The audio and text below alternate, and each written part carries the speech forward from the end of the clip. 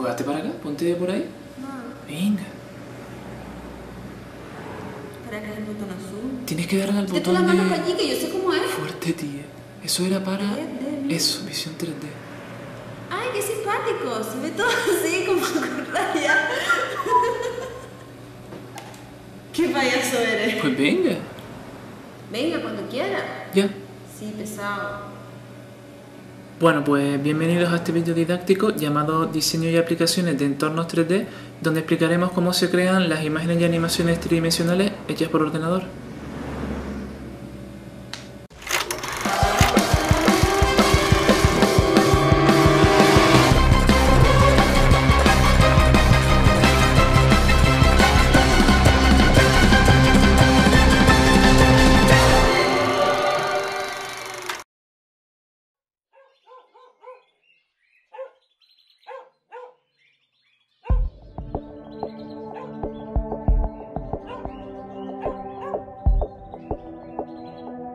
Al igual que sucede en el mundo real, una escena en 3 dimensiones no es más que un conjunto de objetos ubicados en el espacio, en un universo tridimensional, cada uno de ellos creado por separado.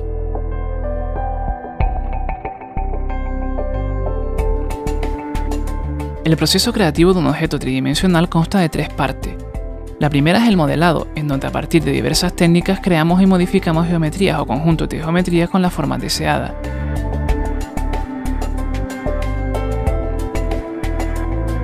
La segunda es la animación, que es donde se añade movimiento a los objetos creados. Y por último, el rendering o renderización, donde se fabrica la imagen final incorporando el efecto de las luces, sombras, reflexiones, etc.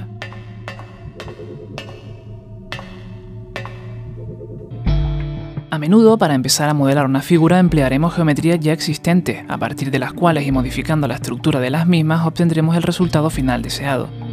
Estos objetos se denominan primitivas estándar.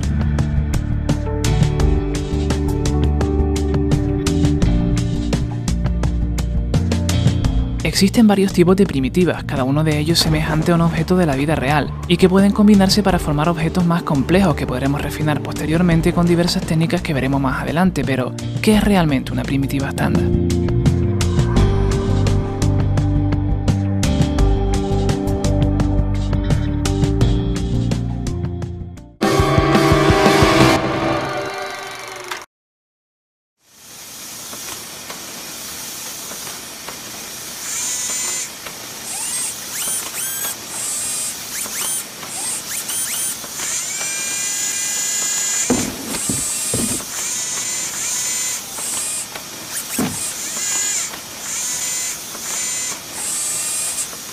Las primitivas estándar son geometrías creadas por un algoritmo que responde a la ecuación paramétrica de una determinada figura.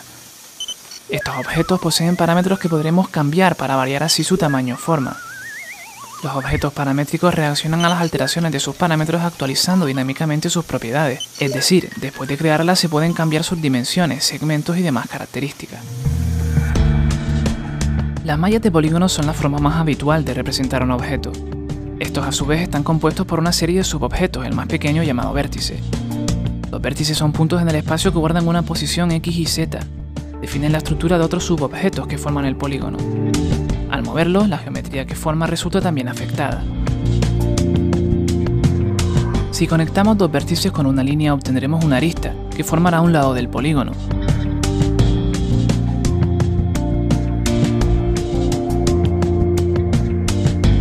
A la secuencia cerrada por 3 aristas conectadas mediante una superficie se le denomina cara o polígono de 3 lados, que proporciona la superficie mínima renderizable en una malla de polígono.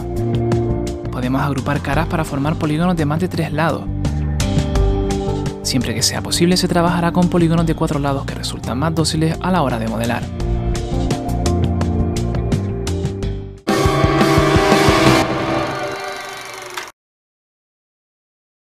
Todos los objetos que componen una escena están relacionados entre sí por el sistema de referencia universal, también llamado espacio universal, y que se representa mediante las coordenadas X y Z.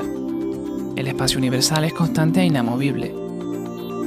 Por el contrario, cada objeto posee su propio centro y sistema de coordenadas local, definidos por la ubicación y orientación del mismo. El sistema de referencia local, también llamado espacio-objeto, se representa mediante las coordenadas U, V, W, y es diferente para cada objeto.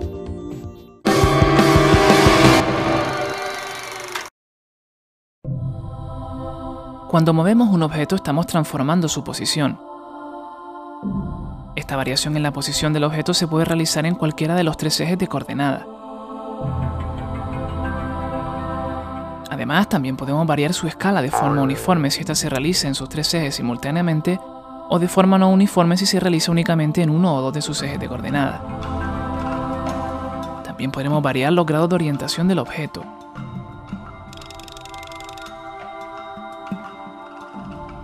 La diferencia entre ambos sistemas de coordenadas universal y objeto se percibe al ejecutar una rotación alrededor de uno de los ejes locales.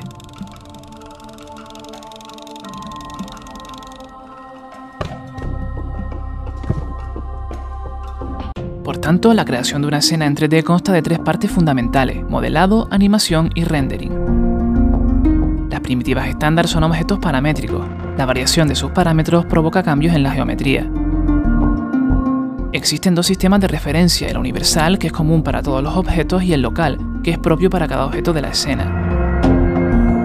Podemos realizar tres transformaciones básicas sobre los objetos, como son las transformaciones de posición, rotación y escala. La malla de polígonos es la forma más frecuente de representar un objeto. Esta está formada por una serie de subobjetos llamados vértices, aristas, caras y polígonos.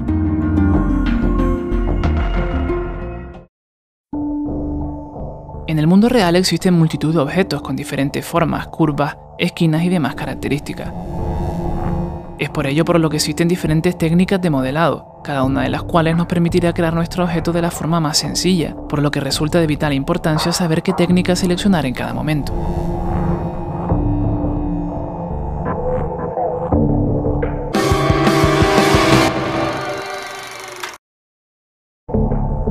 Los modificadores alteran la estructura geométrica de un objeto deformándola de alguna manera. Por ejemplo, podemos aplicar modificadores para curvar, afilar, introducir ruido sobre la malla, estirar, etc.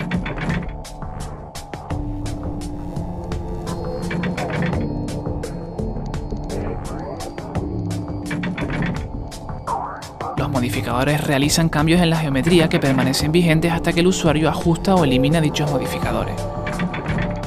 Es posible aplicar un número ilimitado de modificadores a un objeto o a parte de él.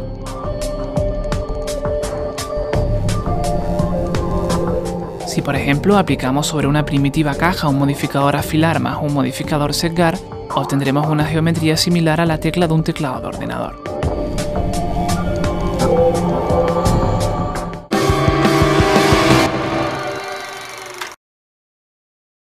Los splines son un tipo de curva de la que se extraen múltiples aplicaciones en el diseño tridimensional. Esta curva se interpola entre dos puntos finales y dos o más vectores de tangente, todos ellos denominados vértices. Las curvas Bézier son la forma más habitual de definir un spline. En ella, cada vértice está controlado por otros dos puntos que controlan los vectores tangenciales de punto final. La distancia entre estos dos puntos define el radio de la curvatura, mientras que la orientación de la tangente proporciona al centro de la misma. Una de las aplicaciones más básicas de los splines está en la creación de un objeto 3D mediante la rotación de este alrededor de un eje. Esto se consigue aplicando a la curva un modificador habitualmente llamado torn.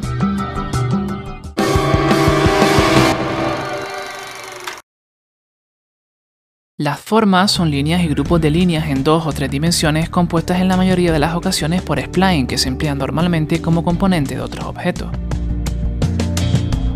Una de las aplicaciones más frecuentes de formas y spline son los objetos solevados. Se crean spline para que sirvan como recorrido y un número indeterminado de formas de sección transversal. El recorrido se convierte en la estructura que sostiene las secciones transversales que forman el objeto solevado.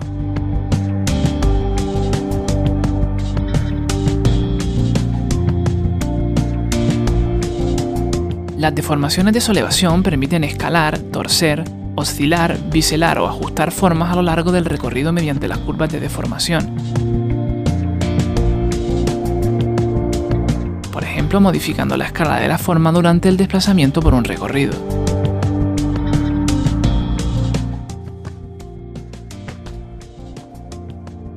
La deformación por torsión permite crear objetos que describan una espiral o se tuerzan sobre su longitud a lo largo del recorrido.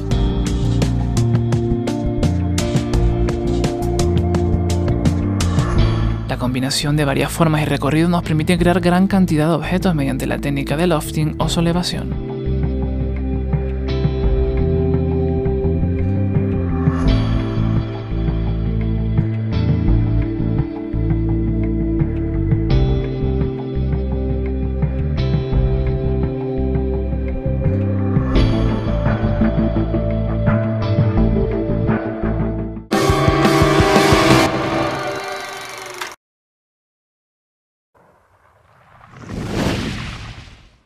Si creamos una red de spline en 3 dimensiones haciendo que sus segmentos se entrelacen coincidiendo sus vértices y formando polígonos de 3 o 4 lados, aplicando sobre esta un modificador de superficie, crearemos una malla basada en los contornos de esta red de spline. Esto nos permite, entre otras cosas, crear superficies orgánicas complejas, proporcionándonos la posibilidad de realizar refinamientos sobre el modelo mediante la adición posterior de estos splines.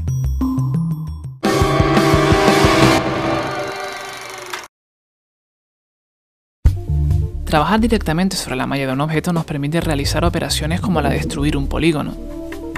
El proceso de extrusión desplaza los polígonos seleccionados por una normal y crea nuevos polígonos que forman los lados de la extrusión, conectando las caras extruidas con las del objeto. El biselado consiste en una extrusión con un escalado de las caras extruidas. Todas estas operaciones se pueden realizar a uno o a varios polígonos a la vez y en ambos sentidos de la normal al plano de extrusión o biselado. Por último, una de las operaciones más importantes que podemos realizar sobre una malla de polígonos es la de desplazar los vértices. Al mover los vértices no creamos ni eliminamos caras, tan solo variamos la geometría. Si aplicamos a un objeto un modificador para suavizar la malla, conseguiremos suavizar su geometría añadiendo caras en las esquinas y a lo largo de las aristas, generando una malla suavizada racional no uniforme. En este ejemplo vemos cómo, a partir de un plano, añadiendo polígonos mediante las técnicas de extrusión y biselado, y desplazando y distribuyendo los vértices creados, vamos dando forma a la figura deseada.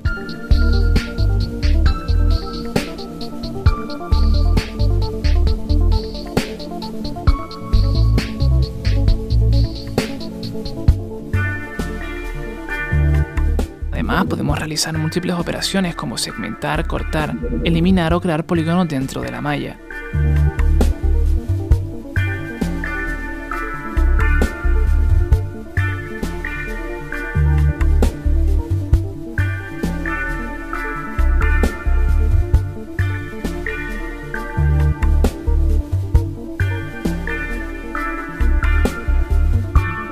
Por último, se realiza el suavizado que dará la apariencia final al objeto. El efecto de suavizar la malla es redondear las esquinas y aristas como si se hubieran limado o cepillado con suavidad. Al aplicar el suavizado de malla se añade una cara extra por cada vértice y arista.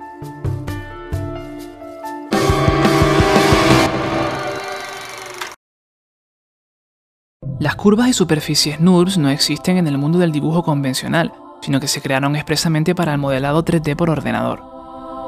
Las curvas NURBS se definen mediante vértices de control, denominando continuidad a la propiedad de la curva para no presentar ininterrupciones. 2 vértices de control coincidentes acentúan la curvatura, 3 vértices de control coincidentes crean un pico angular en la curva. Si interpolamos una superficie a lo largo de estas líneas obtendremos un resultado similar a este. En cambio, si esta superficie fuera una superficie NURBS, conseguiríamos un suavizado de la superficie entre las líneas interpoladas. Las superficies NURBS tienen fundamentalmente las mismas propiedades que las curvas NURBS, extendidas de un espacio paramétrico monodimensional a 2 dimensiones. Las curvas NURBS resultan especialmente apropiadas para modelar superficies con curvas complicadas o superficies irregulares.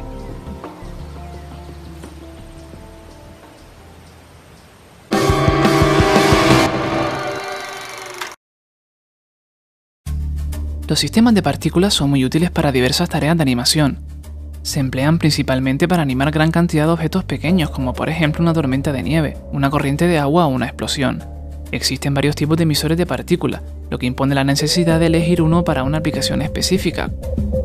Además, estos sistemas de partículas obedecen a distintas propiedades físicas como la gravedad o el viento, entre otras.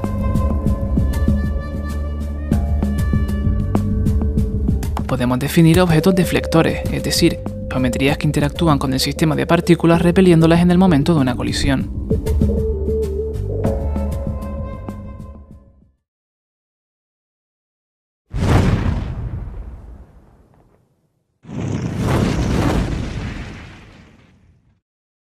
Una de las principales aplicaciones de los sistemas de partículas está en los elementos de combustión.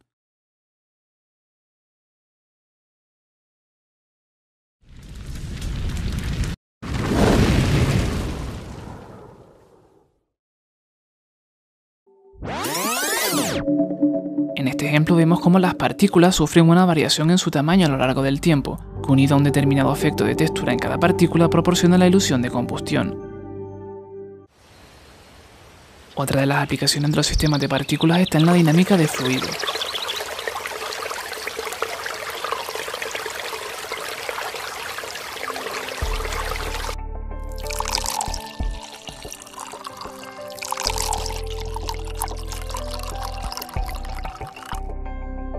Las partículas pueden ser del tipo llamado metabolas o metapartículas. Cada partícula tendrá la propiedad de unirse a sí misma con otros objetos que tienen una superficie conectora. Cuando un objeto de metabola se mueve a una cierta distancia de otro, se crea una superficie conectora entre los dos, generando una malla poligonal. Hay que tener en cuenta parámetros como la densidad del fluido, la presión interna y externa, la viscosidad, la tensión superficial o el número máximo de partículas que emplearemos en la simulación. Por tanto, los modificadores alteran la estructura geométrica de los objetos, deformándola de varias formas posibles. Los splines son curvas que se utilizan como componentes de otros objetos, como en las geometrías torneadas, objetos de solevasión o en el modelado de superficie. Para crear una malla racional no uniforme o NURBS, realizamos operaciones como extruir, biselar, mover vértices, cortar o segmentar, para posteriormente aplicar un suavizado a la malla. Un spline básico no uniforme o NURBS es una curva cuya interpolación se suaviza entre sus vértices de control. Con las superficies NURBS obtenemos una interpolación suavizada entre las curvas que las forman. Los emisores de partículas se utilizan, entre otras cosas, para conseguir efectos de combustión o dinámica de fluido.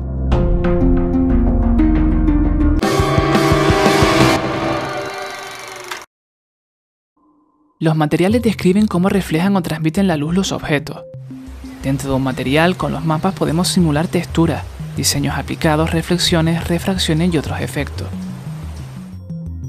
El color difuso es el color que refleja un objeto cuando recibe una iluminación adecuada, es decir, luz natural o artificial directa que facilita su visibilidad. Cuando describimos el color de un objeto en la vida real, solemos referirnos a su color difuso. El color especular es el color de los resaltes de una superficie brillante, que son reflejos de las luces que iluminan la superficie. El color especular ha de ser igual que el de la fuente de luz clave, o bien una versión de color difuso con valor alto y baja saturación. El color ambiental es el color de un objeto cuando está en la sombra. Se trata del color que refleja el objeto cuando lo ilumina la luz ambiental en vez de la luz directa. En una esfera blanca notaremos mejor la influencia tanto de la luz directa, de coloración amarilla, como de la luz ambiental, de color azulada. Pero un material no queda definido únicamente por su color. En ocasiones emplearemos mapas que simulen el color difuso. Los mapas son imágenes en 2 dimensiones que generalmente se mapean en la superficie de objetos geométricos, como los mapas de bits. Otra de las características de los materiales es el relieve. Si mapeamos el canal de relieve de un objeto con un mapa en blanco y negro, las áreas más claras del mapa parecerán estar levantadas, mientras que las áreas más oscuras parecen más bajas. En muchas ocasiones el mapa utilizado para generar relieve deriva del mapa empleado para el color difuso. El relieve no es más que una simulación creada mediante la perturbación de las normales a cara antes de renderizar el objeto. La cantidad del mapa de relieve que usemos ajusta el nivel de rugosidad. Los valores altos se renderizan con más relieve y los valores bajos con menos. Uno de los mapas que más frecuentemente se utiliza para el mapeado de relieve es el mapa de ruido. El mapa de ruido crea perturbaciones aleatorias en una superficie partiendo de la interacción de 2 colores o materiales. Para el caso de relieve, los colores empleados son el blanco y el negro. Existen múltiples y diversos mapas de ruido, cada uno de ellos con sus propias características y parámetros que lo definen, como el tamaño, color, fase o el tipo de ruido. Además, podemos combinar diferentes relieves, uno de gran tamaño para deformar la geometría y otro más pequeño para generar la sensación de rugosidad. La fase del mapa de ruido, es decir, la distribución de los colores en el mapa, se puede animar en el tiempo creando una sensación de movimiento. Esto es útil para crear superficies cuyos relieves varían en el tiempo.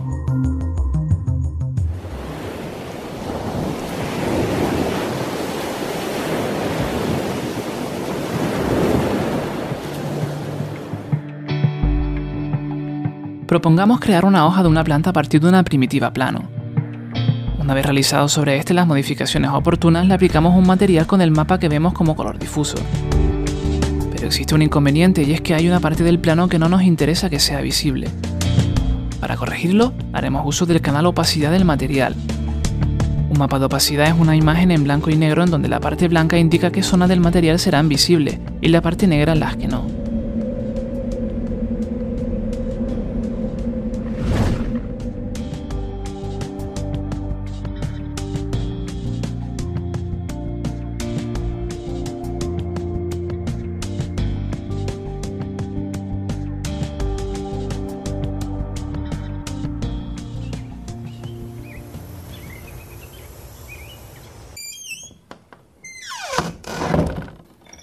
Algunos materiales tienen la propiedad de hacer que los objetos reflejen en su superficie la imagen de otras geometrías que se encuentran en la escena, así como los llamados mapas de entorno que afectan a la parte reflexiva del material.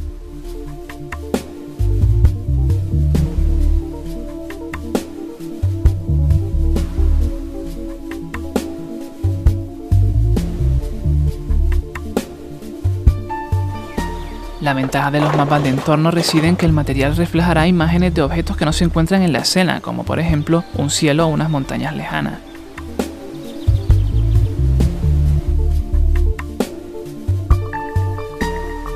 Podemos obtener reflexiones limpias como las de un espejo o incluso conseguir que la imagen virtual de los objetos se vea desenfocada al incrementar la distancia al objeto de reflexión.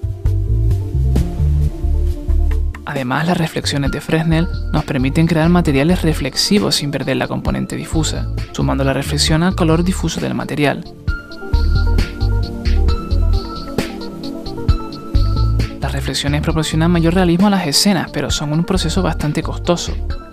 El renderizador tendrá que calcular la influencia en la reflexión de cada objeto de la escena, dependiendo de su distancia y ángulo de incidencia.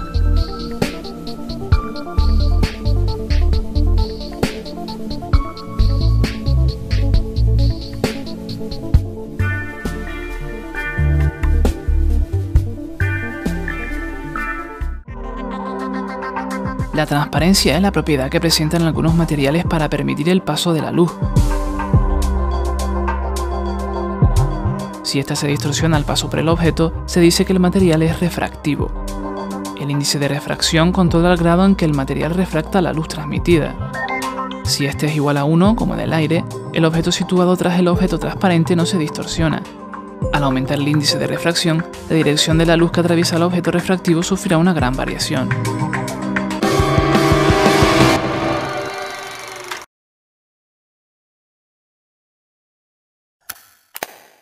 Al igual que en el mundo real, para que los objetos de una escena sean visibles tienen que estar iluminados.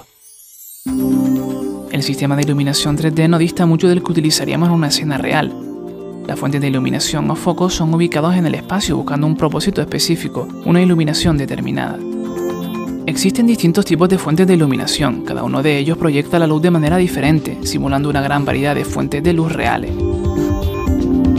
Además, podemos definir su distribución, intensidad, temperatura de color y otras características propias de las luces. Una de las características más importantes de la fuente de iluminación es la creación de sombras.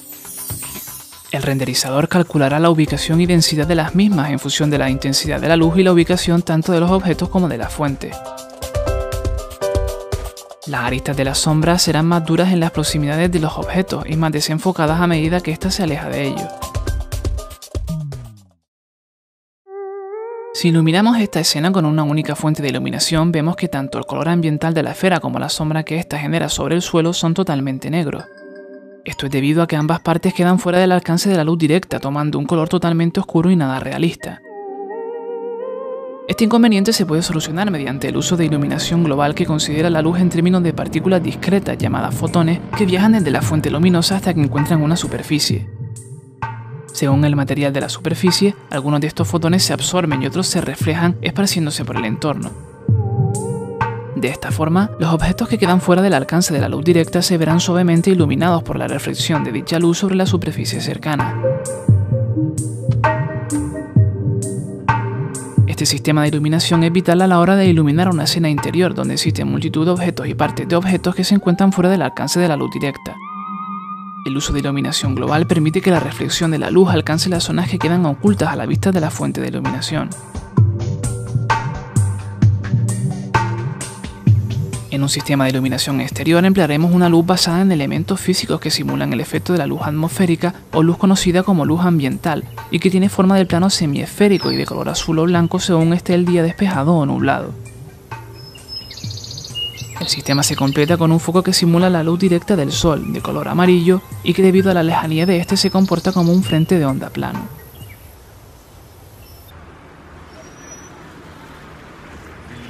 Pero no todas las fuentes de iluminación de una escena proceden de un foco físico.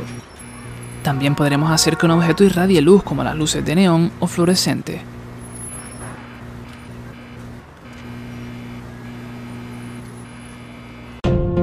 Hemos visto que el color de un objeto se divide en tres componentes: difusa, especular y ambiental.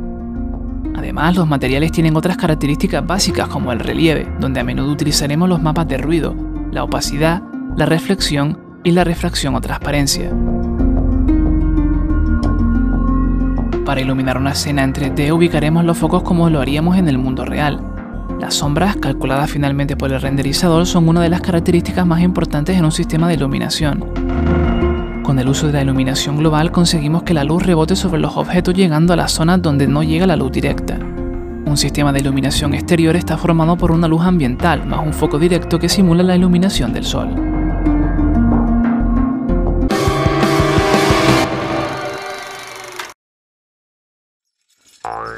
Animar un objeto no se limita únicamente a la animación de transformaciones como posición, rotación y escala, sino que se puede animar prácticamente todos los parámetros a los que se puede acceder. Generalmente entendemos por animar el movimiento de los objetos.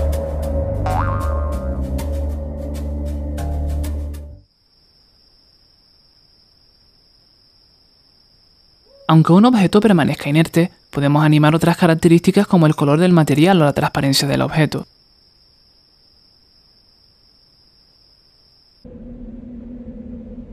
También podremos hacer, por ejemplo, que los parámetros de un modificador varíen con el tiempo, como el ángulo y la dirección de un modificador curvar. Históricamente, la principal dificultad para crear animaciones ha sido que el animador debe generar un gran número de fotogramas. Por ejemplo, si quisiéramos animar la transformación de posición de este objeto desde el punto A hasta el punto B, tendríamos que decidir dónde va a estar el objeto en cada fotograma. Un trabajo muy laborioso, y es aquí donde entran en acción los keyframes. Los keyframes son los fotogramas en los que se guardan los valores inicial y final de una animación, por lo que el animador solo tendrá que crear estos keyframes que contienen el inicio y el final de la transformación. Los valores de estos keyframes se denominan keys.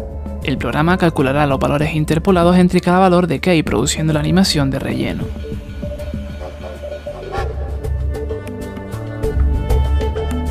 A menudo nos puede interesar tener vinculados varios objetos entre sí, de forma que el movimiento del primero afecte de alguna manera a un segundo o a un tercer objeto, como por ejemplo las tres piezas que forman el brazo del tractor. Para realizar un movimiento como este, los objetos pueden estar vinculados mediante dos tipos de jerarquía. La primera se denomina cinemática directa. Si movemos la parte azul del brazo, denominada ascendente, este arrastrará en su movimiento a las partes rosada y roja, descendente. Si movemos la parte rosada, esta arrastrará en su movimiento a su descendente, la parte roja, mientras que su ascendente, la parte azul, quedará inmóvil. Si movemos la parte roja, sus ascendentes, rosado y azul, no heredarán su movimiento. Esta vinculación jerárquica conlleva una herencia de transformaciones de posición, rotación y escala de ascendente a descendente. La otra vinculación jerárquica se denomina cinemática inversa, en donde la herencia de transformaciones se realiza de descendente a ascendente. De esta forma, al mover la parte roja, esta arrastrará en su movimiento a sus ascendentes, por lo que para realizar este movimiento solo tendríamos que desplazar el último de los descendentes de la jerarquía, y no elemento a elemento como en la cinemática directa. La cinemática inversa es vital a la hora de animar las extremidades de un personaje. Moviendo el último de sus descendentes como la mano o el pie, podemos mover la extremidad al completo.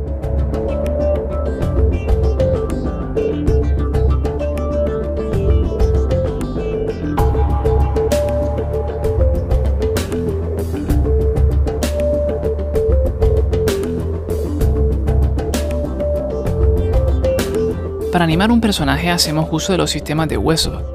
Un sistema de huesos es una vinculación jerárquica articulada de objetos de hueso que pueden utilizarse para animar otros objetos o jerarquía, pudiendo animarse con cinemática directa o inversa, siendo esta última la más adecuada para las extremidades.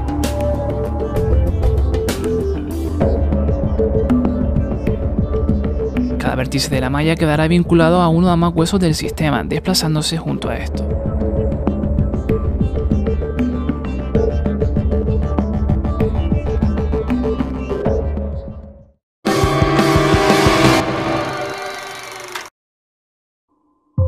El primer paso que tendremos que seguir cuando vayamos a diseñar un personaje es crear la malla que vamos a utilizar como cuerpo del mismo. Tenemos que tener en cuenta que esta malla se va a deformar posteriormente, por lo que tomaremos especial cuidado al modelar las partes más sensibles a las variaciones de la geometría, concretamente en las articulaciones o la cara. El siguiente paso es crear y ubicar los huesos que utilizaremos en nuestro sistema, simulando un sistema óseo real siempre que sea posible. El sistema del ejemplo es el más simple que podremos realizar. Hemos descartado huesos en el cuello y los pies para que nos resulte menos complicado. A continuación aplicamos las soluciones de cinemática inversa, una para cada dedo de la mano, otra para las muñecas, los brazos, la espina dorsal, las piernas y los pies. Posteriormente se pueden crear una serie de objetos ayudantes que, enlazados a determinados huesos de nuestro sistema, nos permiten manipularlos sin necesidad de recurrir directamente a ellos. Al proceso de creación del sistema de huesos, aplicación de las soluciones de cinemática inversa y adición de objetos ayudantes se le denomina rigging. La manipulación conjunta de los objetos ayudantes genera el movimiento del personaje. Esta animación puede ser manual, en donde prima la destreza del animador para conseguir un movimiento realista y fluido. La complejidad de esta animación reside en que el espectador conoce de forma innata el comportamiento del cuerpo humano y la dinámica de los objetos, por lo que el movimiento debe resultar lo más realista posible para no crear una sensación de movimiento artificial.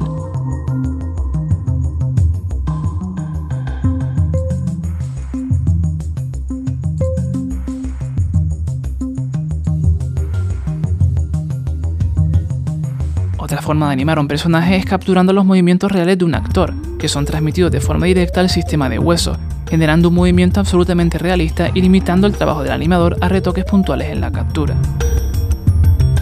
El siguiente paso que tendremos que realizar es la adaptación de la malla al sistema de huesos. Cada vértice de la malla quedará vinculado a uno o más huesos del sistema. Si por ejemplo un vértice está influenciado por 3 huesos, cada uno de ellos aportará un porcentaje al movimiento final del vértice. A este porcentaje de influencia se le denomina peso. Al proceso de adaptación del sistema de huesos a la malla de un personaje se le denomina skinning. Las expresiones faciales y la sincronización labial de un personaje también se pueden animar con sistemas de huesos, pero existe otra técnica menos complicada llamada morfismo. En primer lugar, realizamos copias exactas del objeto sobre las que haremos determinadas variaciones, únicamente desplazando vértices hasta obtener expresiones tales como una sonrisa, los ojos o la boca cerrada o cualquier otra expresión facial. Estas copias se suman como morphers del objeto original al que llamaremos neutro. Al aumentar el grado de influencia de un morpher, el objeto neutro desplazará sus vértices hasta conseguir igualarse a este, generando la sensación de movimiento facial, pudiendo influir varios morphers a la vez.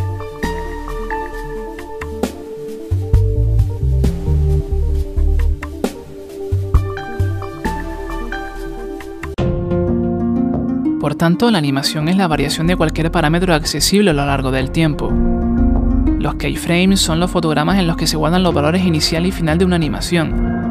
La animación se genera mediante la interpolación de los valores de keys entre ambos keyframes.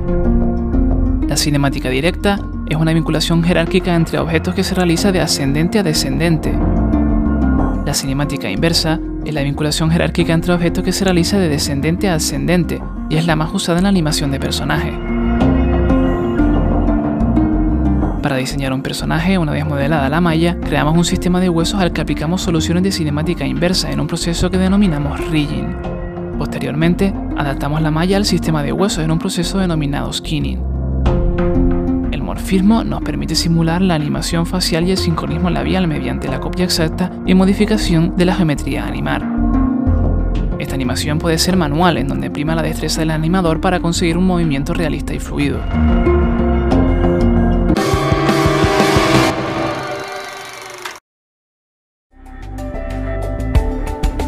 Las aportaciones que el mundo de la infografía aporta a la industria audiovisual no se limitan únicamente al tradicional cine de animación o a los efectos especiales.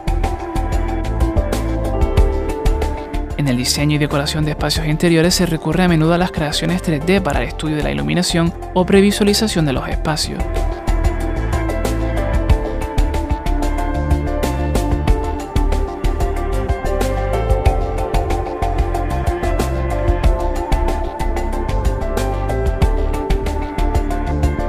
Llamaremos infoarquitectura las técnicas de infografía 3D aplicada a la arquitectura interior y exterior.